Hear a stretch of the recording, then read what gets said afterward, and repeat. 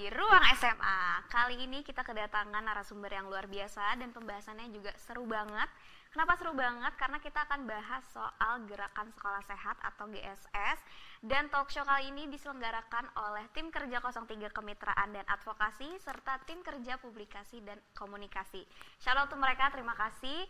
Dan hari ini aku mau kenalan dulu karena kayaknya tak kenal maka tak sayang. Aku Aulia sebagai host di Ruang SMA kali ini. Dan kita juga akan kenalan sama narasumber yang super duper mega bintang hari ini. Keren-keren banget. Dari Kanasti, dari PDM 11, dari Gerakan Sekolah Sehat. Boleh sapa dulu teman-teman SMA di rumah. Halo teman-teman SMA, salam sehat. Salam sehat. Ada Tegar dari Duta SMA Provinsi DKI Jakarta. Halo teman SMA, gimana nih kabarnya di rumah? Aku harap sih teman-teman yang di rumah dalam keadaan sehat ya. Amin. Amin. Dan terakhir ada Pandu dari Duta SMA Provinsi Jawa Barat. Halo teman SMA, apa kabar semuanya? Salam kenal. Salam kenal juga. Oke, kita langsung ke pembahasan aja. Mungkin teman-teman SMA di rumah di sini lebih familiar sama KSS atau kampanye sekolah sehat dengan 3 fokus utama, yaitu sehat bergizi, sehat fisik, dan sehat imunisasi. Nah, sekarang GSS itu ada 5 fokus utama. Nah, kira-kira apa sih? Mungkin aku mau tanya dulu nih ke Tegar sama Pandu sebagai duta.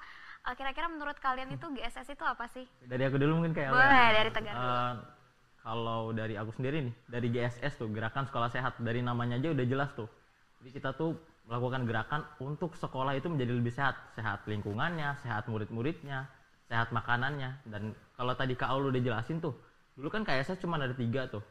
Sehat bergizi, fisik, sama imunisasi. Kalau sekarang udah ada 5 teman-teman, ditambah 2. Apa aja tuh? Yang pertama sehat jiwa dan sehat lingkungan. Jadi sekarang ada 5 gitu teman-teman.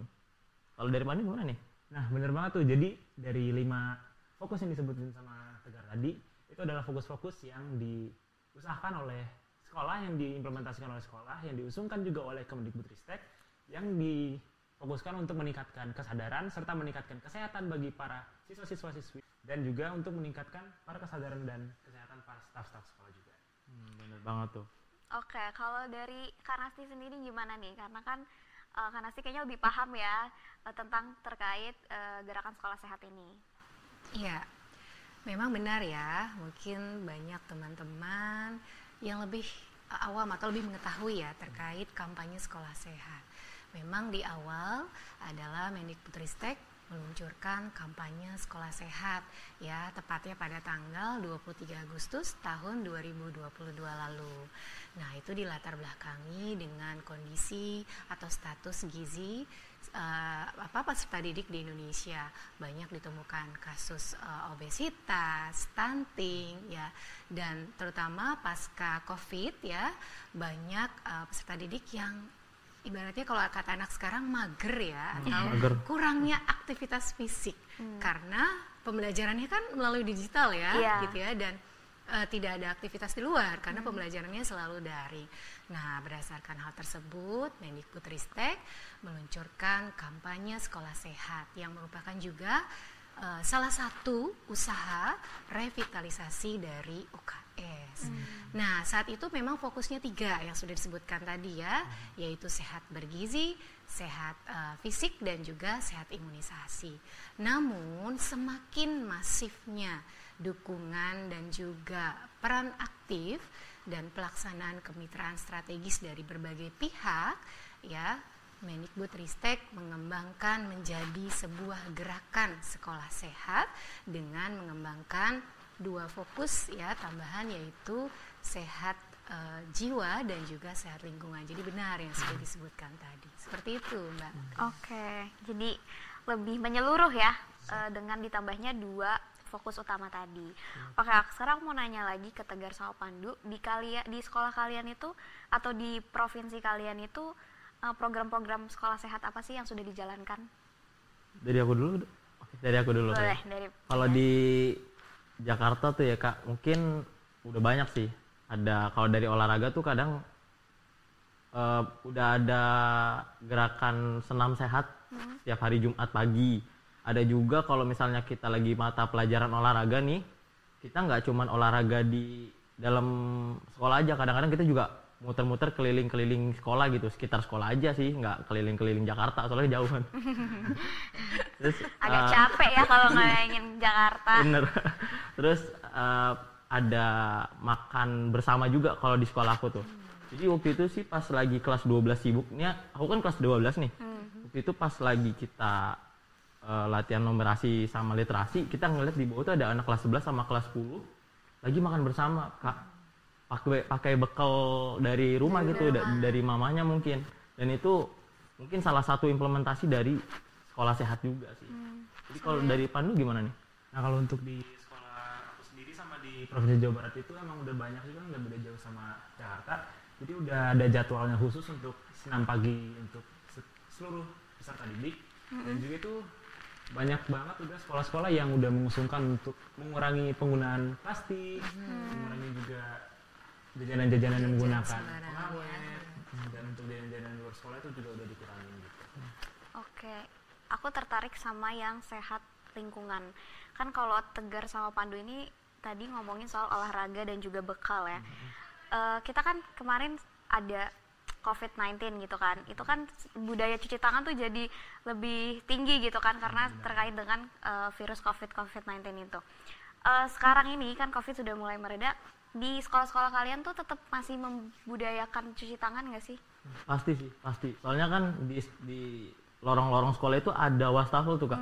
Dan itu nggak sedikit Kak, ada banyak itu. Mau di lorong-lorong yang ada di lantai 2 atau lantai 3 maupun lantai 1. Jadi itu selalu ada. Jadi kalau kita mau makan atau selesai makan tuh kita selalu cuci tangan di situ. Dan itu ngebantu murid-murid banget sih buat cuci tangan wastafel-wastafel itu. Dan mungkin itu juga kan dampak dari COVID-19 itu juga makin banyak wastafel atau mungkin dari yang tong dibikin untuk jadi wastafel itu juga tetap dipertahankan sampai sekarang. Benar-benar. Jangan lupa pakai sabun ya, dan air mengalir. Iya. Oke, mungkin tanggapan dari Kanasti gitu terkait dengan program-program yang sudah terjalankan oleh SMA-SMA di Jakarta maupun Jawa Barat gimana? Oke, kita bahas terkait kampanye ya. Kampanye sekolah sehat ini kan merupakan upaya bersama dan terus-menerus ya, dengan melibatkan seluruh pemangku kepentingan dengan tujuan meningkatkan status kesehatan peserta didik dan juga satuan pendidikan.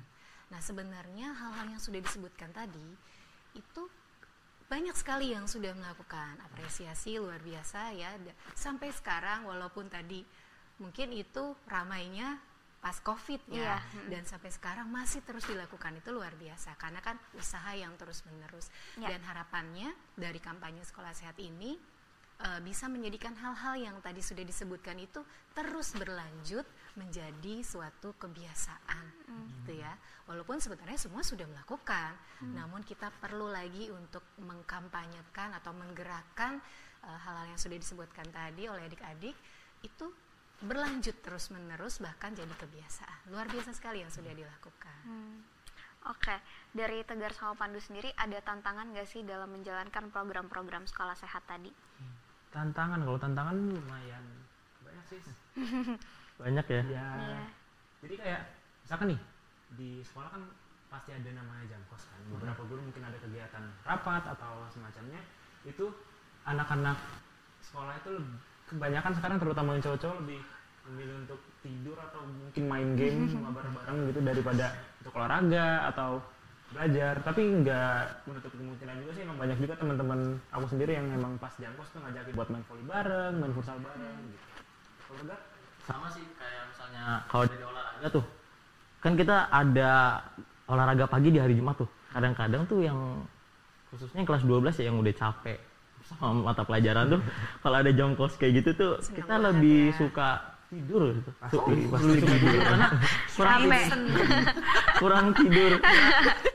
Justru karena kurang tidur kita malah tidur gitu lah. Kita tidur terus kadang bener juga tuh ada yang main game bareng gitu. Dan itu menurut aku ada sih alasan kenapa kita malah milih tidur atau malah milih main game gitu. Mungkin nanti kita bahas lebih lanjut lah nanti gitu. Nantinya tuh kapan? Minta diundang lagi kayaknya. Itu kudu. Iya. Kalau dari Kanasti sendiri tantangan dalam pengimplementasian program-program ke sekolah-sekolah ini bagaimana? Tantangannya adalah begitu beragamnya ya, dan jumlah satuan pendidikan ya, di Indonesia yang sangat banyak gitu ya, dengan kondisi geografis yang beragam gitu ya. Nah, biasanya informasi yang dibuat oleh pusat itu ya kadang terkendala untuk sampai ke daerah atau khususnya daerah terpencil. Nah, tantangannya adalah ketika kita harus bagaimana menentukan strategi sosialisasi gitu ya, dan juga tentunya ada pendampingan. Karena kalau hanya sosialisasi tidak ada advokasi atau pendampingan tentunya agak sulit ya. Itu yang pertama. Yang kedua, dengan berbagai macam kondisi gitu ya, orang tua gitu, dan harapannya sih ini bukan hanya kerjasama pemerintah pusat, daerah gitu ya, atau pemangku kepentingan yang lain, tapi harapannya kan dari orang tua itu bisa mendukung. Nah, ini kadang tantangannya yang dihadapi, kadang dari orang tuanya harus lebih diberikan sosialisasi, edukasi ya terkait pemahaman misalnya gizi seimbang gitu ya, dan aktivitas fisik di rumah mungkin ya anak-anak. Nah, itu sih tantangannya kali ya. Jadi setiap hal di sekolah itu selalu ada tantangan ya, kayak olahraga kita jadi mager gitu. Ada yang mager kalau misalnya masalah makanan bergizi, masih ada aja gitu teman-teman yang makannya itu serampangan gitu istilahnya. Padahal bisa. Sebenarnya tuh kalau menurut aku, kalau misalnya kita nggak istilahnya memilih makanan yang baik gitu, itu sebenarnya kita kayak lagi nabung 1001 masalah kesehatan untuk masa tua kita nggak sih? Iya. Soalnya kita kan istilahnya lagi investasi kesehatan untuk jangka panjang gitu loh. Kalau misalnya kita sekarang makannya serampangan, ntar kalau udah berumur gimana kesehatannya ya kan? Banyak juga kayak teman-teman kita tuh banyak yang gak bawa bekal itu kemungkinan karena pertama bangunnya kesiangan. Iya benar. Bukan karena pola tidur juga kan. Iya betul. Terus yang kedua tuh banyak juga yang bilang karena orang tuanya nggak sempat masak karena kerja. Sibuk. Betul. Iya. Tapi menarik deh. Kalau menurut kalian ya, makanan bergizi itu sangat berpengaruh nggak sih untuk kalian sekarang? Kan tadi Tegar bilangnya untuk yang nextnya gitu, masa tuanya. Kalau untuk sekarang menurut kalian berpengaruh nggak? Berpengaruh banget sih Kak. Nih, berpengaruh apa tuh? Ini kalau aku nih, aku kan suka olahraga nih Kak. Kebetulan aku anaknya anak olahraga banget lah. Olahraga banget. Yes. Pandu tahu lah, aku status aku lagi olahraga gitu. Jadi aku suka lari, pokoknya suka workout lah. Itu kalau misalnya kita makannya serampangan tuh, itu jadi nggak daya tahannya itu nggak tahan lama gitu. Kalau misalnya saya lari nih 12 menit, cepet capek gitu. Dan ketika saya ubah pola makan jadi lebih baik gitu, itu mengubah banget sih. Saya jadi lebih lebih fit, lebih kuat lagi, bener deh kayak gitu. Pokoknya berpengaruh banget lah bagi orang-orang yang suka olahraga kayak saya gitu. Kalau Pandu? Kebetulan aku juga suka olahraga sih sama kayak Tegar gitu. Jadi olahraga apa? Kalau aku lebih fokus ke basket sih ya. Kalau Tegar kan lari kan ya? Iya, lari. Nah, kalau untuk basket itu ngaruh banget, soalnya nggak untuk basket doang sih. Olahraga itu butuh nutrisi dan gizinya yang cukup. Soalnya kayak lari butuh nutrisi ini buat kayak karbohidrat gitu. Karbohidrat tuh sangat butuh banget gitu kan. Nah, terus pola tidur juga ngaruh sih. Jam tidur tuh ngaruh banget. Bener. Untuk Aku ngerasain sih, waktu itu aku sempat olahraga terus kayak tes 12 menit gitu. Tapi aku tidurnya kayak begadang gitu Kak. Jam 1, terus besoknya aku tes lari gitu. Dan itu bener dada aku tuh nyesek. Terus kakinya juga sakit lah itu pas lagi lari gitu. Makanya kita butuh juga makanan yang karbohidrat tadi itu buat energi, terus protein juga yang membangun massa otot kita gitu. Itu penting banget sih jadi nggak asal makan serampangan gitu. Iya, benar. Aku mau masuk ke ini. Tadi kayaknya Kak Nasti udah sempat mention soal saran bagi orang tua, kemudian satuan pendidikan, adanya sosialisasi terkait dengan gerakan sekolah sehat. Nah, kalau dari Tegar sama Pandu sendiri, sarannya tuh bagaimana sih buat ke teman-teman kali ya jatuhnya, karena kan kalian sebagai duta SMA lebih relasinya lebih ke teman-teman kalian gitu. Kira-kira apa sarannya dari tantangan ini? Kalau tadi kan aku udah bilang tuh, nanti kita akan bahas saran gitu. Emang Tegar jatuhnya kalau masalah saran. Enggak, jadi kan aku udah bilang tadi kita tuh kadang suka lebih milih buat tidur atau main game di kelas gitu. Itu karena kalau menurut aku sebagai anak SMA nih, anak sekolah, itu karena kegiatan olahraga di sekolah itu ya kayak gitu-gitu aja gitu loh Kak, kayak kurang menarik gitu. Apakah akan lebih bagus gitu kalau di sekolah itu kita olahraganya itu ngadain fun match bareng guru gitu, kayak poli guru lawan murid kelas 12 atau kelas 12 versus kelas 11 gitu. Itu kan lebih menantang gitu, dan misalnya kelas 12 main nih, diadain supporternya kelas 12, itu kan bakal lebih rame dan itu menghidupkan suasana banget. Dan itu yang untuk apa ya, saran untuk olahraganya gitu. Terus juga dari gurunya juga sih, kadang apa ya, kita juga udah semangat kadang-kadang gitu, tapi ada juga nih beberapa guru yang males juga untuk olahraga gitu. Kalau kita udah disuruh turun nih, masih aja ada guru yang di ruang guru gitu, kamu duluan aja di mana, gue lagi Sibuk gurunya. Bener sibuk. Kalau Pandu gimana? Saran dari Tegar tadi sih bisa. Terus kan emang sekarang tuh ada namanya classmate, kan emang setiap sekolah ada classmate. Nah mungkin itu lebih diseringin aja nggak sih, kayak kan classmate kan kalau sekolah aku sih lebih satu semester sekali kan. Betul. Iya. Sekolah lain juga gitu ya. Satu semester sekali lah. Iya. Nah mungkin bisa dibikin jadi satu semester 2 kali gitu, biar lebih ada dampaknya gitu, lebih kelihatan gitu. Dan itu ngebangun chemistry kelas sama antar kelas juga ngebangun banget sih Kak. Sama angkatan juga ya. Bener.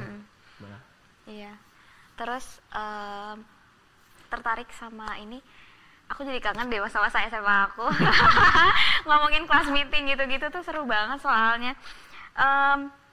Tadi Kak Nasti juga udah sempet mention soal harapannya, mungkin bisa diperdalam lagi Kak, harapannya untuk gerakan sekolah sehat ini untuk seluruh Indonesia. Ya, harapannya tentunya kolaborasi semua pihak ya. Tentunya program ini, gerakan ini tidak akan berhasil ya tanpa kolaborasi dan dukungan dari berbagai pihak, baik itu pemerintah pusat, daerah, masyarakat, ya orang tua, satuan pendidikan, dan bahkan mitra. Banyak sekali mitra yang sudah bergabung untuk mendukung gerakan sekolah sehat, dan dari sekolah atau pemerintah daerah juga bisa melakukan kerjasama dengan mitra. Tadi yang pertama ya kolaborasi dan adanya kesadaran ya, sebenarnya kemauan untuk hidup lebih sehat. Jadi mulai dari sejak dini ya, kami di gerakan sekolah sehat itu kan dari jenjang PAUD ya sampai dengan SMK, dan semuanya berkolaborasi. Harapannya dari sejak dini bisa melaksanakan gerakan sekolah sehat. Seperti itu sih Kak Lia. Oke, terima kasih. Semoga tercapai harapannya. Mungkin dari Tegar dan Pandu, harapannya buat teman-teman SMA di rumah gitu ya, terkait menjalankan program-program sekolah sehat. Kalau harapan aku sih semoga kita makin sadar gitu kalau misalnya program ini nih bukan cuma sekedar program biasa gitu, tapi ini juga salah satu upaya untuk mempersiapkan diri kita untuk Indonesia Emas tahun 2045. Jadi kalau misalnya teman-teman juga pasti udah tahu lah kalau kita ini sebagai pelajar pasti akan menjadi orang yang dipersiapkan untuk masa depan bangsa gitu. Logikanya kalau kita mau mengubah Indonesia menjadi lebih baik, tapi kitanya nggak sehat, itu gimana caranya gitu. Makanya kita harus sehat dulu sih, mulai dari diri dulu sendiri, baru kita sama-sama ngerangkul teman-teman untuk Indonesia Emas tahun 2045. Wow, keren. Tegar soalnya emang si paling quotes Kak. Dia tuh aduh mantap deh, kalau tanya-tanya quotes tuh ke Tegar aja pokoknya. Ya kan dulu, bener nggak? Puitis abis anaknya. Iya. Kalau Pandu gimana? Nah kalau harapan aku sendiri itu kan, kita sebagai duta SMA itu kan ada 74 orang dari 37 provinsi. Dan benar banget kata Tegar tadi, dari diri kita masing-masing baru ngerangkul ke teman-teman. Kalau udah setiap anak-anak dari duta SMA itu setiap provinsi udah merangkul teman-temannya sendiri dan bisa menyebar ke setiap provinsi, dan itu akan membuat gerakan sekolah sehat ini tuh bisa meluas secara keseluruhan di Indonesia. Kita nggak bisa ngejalanin program ini sendiri-sendiri. Pastinya kita harus kerjasama gitu. Betul. Harus saling bergandengan tangan. Kolaborasi ya. Dan kolaborasi. itu juga guna kita sebagai duta SMA. Iya betul. Menyebarkan informasi-informasi dari Kemdikbud. Pak Nadiem kalau nonton ini, Kemdikbud Ristek. Sekarang dikoreksi masih tuh. Oke, ini pembahasannya seru banget, tapi kayaknya kita harus sudahi ya terkait dengan durasi. Terima kasih buat Kak Nasti sudah hadir di talk show kita kali ini. Terima kasih juga Tegar, terima kasih juga Pandu sudah luangkan waktu di talk show hari ini.